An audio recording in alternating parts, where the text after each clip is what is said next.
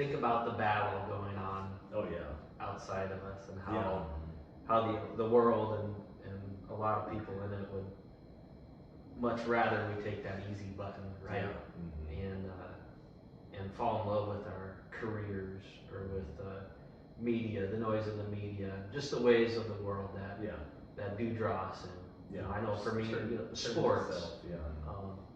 you know, food, whatever, these worldly things that can eat up our time. Yeah. To have the courage to say no, I like what you said there, Caleb, align how you spend your time with your priorities. Yeah. And what is our priority? It's to build relationship with God so that when our day comes, we're prepared. And not only our own lives, but that of our families and the people around us.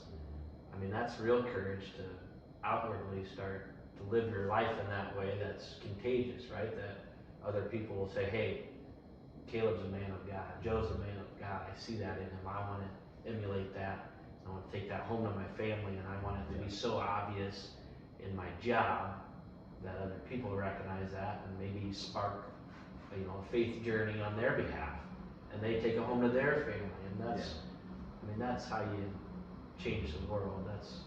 But it takes so much courage because it's not easy.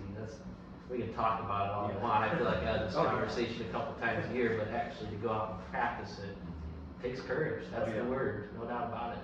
Yeah, it's a lot easier to talk about it in here than to go out and put it in practice. Like it does take fortitude.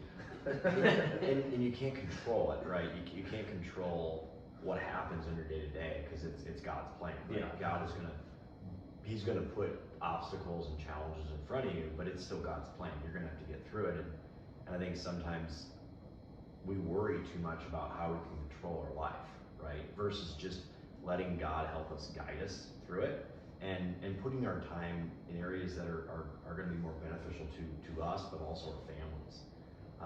And I think that's something to remember through this Lenten time, that we focus on what you can control, focus on what really matters, and celebrate what really matters. And instead of mourning something you can't control, and it could be a sports event, right? The Cyclones lost. You might mourn that Brock Purdy didn't win a Super Bowl, but you know what? He's a good example of it.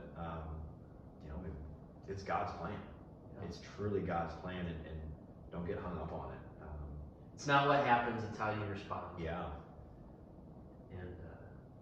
And hopefully that's where you fall back on your faith and morals, and you're in relationship with God, and He guides you along the way on how you're going to respond. Yeah.